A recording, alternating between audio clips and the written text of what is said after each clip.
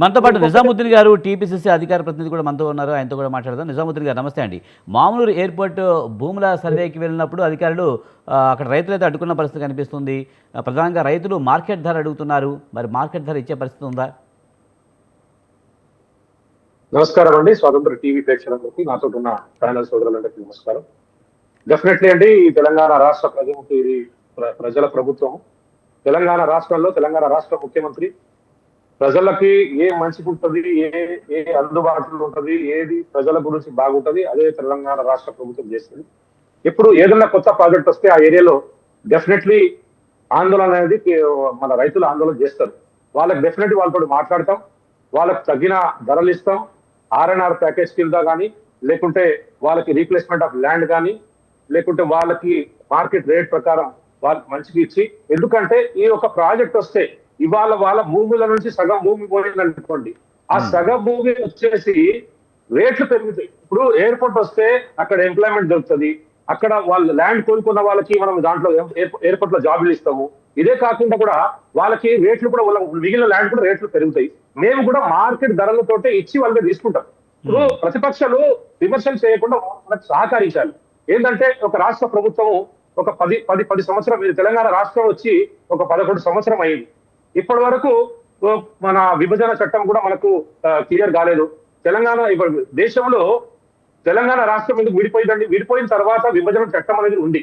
దానికి ఇప్పటి వరకు కూడా వాళ్ళు ఇంప్లిమెంట్ చేయలేదు. అలాంటివప్పుడు వాళ్ళు వచ్చేసి ఇప్పుడు క్రెడిట్ తీసుకుంటామంటున్నారు. ఓకే, గత 10 సంవత్సరాలు బీఆర్ఎస్ ప్రభుత్వం తోటి మిత్రపక్షంగా ఉన్నారు.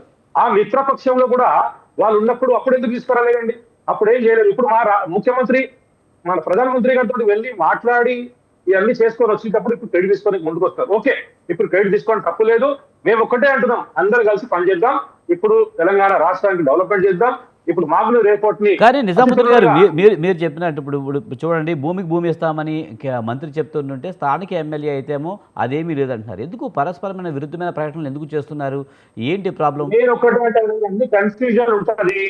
ఎక్కడన్నా ఆందోళన జరిగినప్పుడు రైతుల భూములు కోల్పోయినప్పుడు వాళ్ళ ఆందోళన ఉంటది. ఆ వారి ఆందోళన ఆందోళన ఓకే. వచ్చి ఒకసారి ఈ మంత్రులు స్థానిక ఎమ్మెల్యే ఎందుకు పరస్పరం విరుద్ధమైన ప్రకటనలు అది ఓన్లీ చేస్తారనేది ఒకటైతే, కన్ఫ్యూజన్ అండి. అది రెండు కన్ఫ్యూజన్ రెండు ఇంతకుముందు ముఖ్యమంత్రి గారు క్లియర్ చేస్తారు.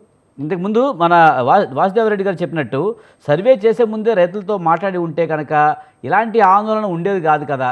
ఇక ముందు ముందు చేయకుండా ఇప్పుడు ఆందోళన వచ్చిన తర్వాత ప్రజల్లోకి కాంగ్రెస్ పార్టీ పట్ల వ్యతిరేకత ఉంది అనేది వెళ్తుంది కదా జనాల్లోకి. నేను నేను ఒకటే అంటానండి, పని స్టార్ట్ చేసేటప్పుడు అధికారులు వస్తారు, వాళ్ళని చూస్తారు. చూసేటప్పుడు ఉమ్, వాళ్ళ ఆందోళన వస్తుంది. ఉమ్, ఆందోళన వచ్చిన తర్వాత ఒక పిలిపించి కూర్చొని మాట్లాడే ప్రయత్నం చేస్తాం. ఉమ్, అప్పటిలోపల విమర్శలు స్టార్ట్ అయిపోతే వాళ్ళు కూడా ఇబ్బంది పడి వాళ్ళు వెనుక ముందు అవుతారు. మేము ఒకటే అంటున్నామండి, మేము ఈ ఎయిర్పోర్ట్ తీసుకురావాలని చాలా కష్టపడి తీసుకొస్తున్నాము. గత ప్రభుత్వం కూడా కష్టపడింది, ఇప్పుడు కూడా మేము కష్టపడుతున్నాం. డెఫినెట్లీ ఎయిర్పోర్ట్ చేంజ్ ఇస్తాం. ల్యాండ్ కోలుకున్న వాళ్ళకి ల్యాండ్ ఇస్తాం. లేకుంటే ల్యాండ్ రీప్లేస్మెంట్ ఆఫ్ ల్యాండ్ ఇవ్వకుంటే వాళ్ళకి తగ్గిన ధర అనేది ఇస్తాం. 100% ఇస్తాం. ఉమ్. దీంట్లో చిన్న చిన్న కన్ఫ్యూజన్స్ ఉంటాయి. ఆ కన్ఫ్యూజన్ పట్టుకొని మంత్రి ఒకసారి మాట్లాడతారు, ఎమ్మెల్యే ఒకసారి ఒక తీరు మాట్లాడుతున్నారని చెప్పడం ఇది మంచిది కాదు. నేను ఒక్కటే అంటున్నా, ముఖ్యమంత్రి గారు చాలా స్పష్టంగా అంటే ఉన్నారు. సాధారణంగా నిజాముద్దీన్ గారు సాధారణంగా అప్పుడు రకరకాల ప్రకటనలు వచ్చినప్పుడు రైతులకు కూడా ఒక భయం ఉంటుంది కదా. మా మా భూములు తక్కువ తక్కువ రేటుకి తీసుకుంటారన్న ఒక భయం ఉంటుంది. అది ఆందోళన వరకు దారితీసిన పరిస్థితి కనిపిస్తుంది కదా. వాళ్ళ ల్యాండ్ కోల్పోయినప్పుడు డెఫినెట్లీ వాళ్ళకి ఆందోళన ఉంటుంది. మేము వాళ్ళకి ప్రాబ్లం లేకుండా డెఫినెట్లీ మా ముఖ్యమంత్రి రేవంత్ రెడ్డి గారు దాని విషయంలో వాళ్ళకి పిలిపించి మాట్లాడి వాళ్ళకి తగ్గిన ధరలు కానీ, రీప్లేస్మెంట్ ఆఫ్ ల్యాండ్ కానీ డెఫినెట్లీ వాళ్ళకి సెటిల్మెంట్ చేస్తారు. ఇదే కాకుండా ఆ ఏరియాలో ఎయిర్పోర్ట్ వస్తే డెవలప్మెంట్ వస్తుంది. ఆ ఏరియాలో ఉన్న వాళ్ళకి ఎంప్లాయ్మెంట్ వస్తుంది. మేము ఎంప్లాయ్మెంట్ ఇచ్చే ప్రయత్నం చేస్తున్నాం. వాళ్ళకి అక్కడ ఆ ఏరియాలో వాళ్ళకి ల్యాండ్ కోల్పోతారు కదా, ఆ ల్యాండ్ కోల్పోయిన వాళ్ళకి ల్యాండ్ రీప్లేస్మెంట్ ఆఫ్ ల్యాండ్ ఇచ్చిన తర్వాత, వాళ్ళు ఇచ్చిన ధరలు ఇచ్చిన తర్వాత కూడా వాళ్ళకి ఫస్ట్ ప్రిఫరెన్స్ ఇచ్చి వాళ్ళకి జాబ్లు కూడా ఇస్తాం. ఉమ్. సో ఇలాంటి ప్రయత్నం మేము డెఫినెట్లీ చేస్తాం. రైతులు మాతో సహకరించాలి. డెఫినెట్లీ రైతులకు ఇబ్బంది లేకుండా ఈ తెలంగాణ రాష్ట్ర ప్రభుత్వం, తెలంగాణ రాష్ట్ర ముఖ్యమంత్రి పనిచేసి తెలుస్తుంది. మరి రైతులతో కూర్చొని మాట్లాడే అవకాశం కనిపిస్తుందా?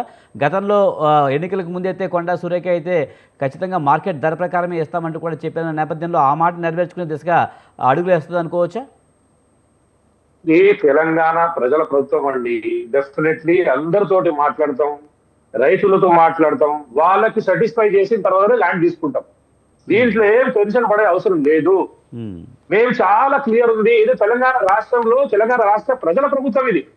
అనుమతి రేవంత్ రెడ్డి గారు క్లియర్ చెప్తున్నారు, ఏముంటే కూడా మీకు తగిన ధర ఇచ్చే ల్యాండ్ తీసుకుంటాము, మీకు ఇబ్బంది పెట్టి తీసుకోము, ఇది కాకుండా ఇది అయిన తర్వాత మీకు ఎంప్లాయ్మెంట్ కూడా మేము ఇస్తామని చెప్తున్నారు. మరి ఇది కేంద్రం చొరవతోనే వచ్చిందని కిషన్ రెడ్డి అంటున్నారు.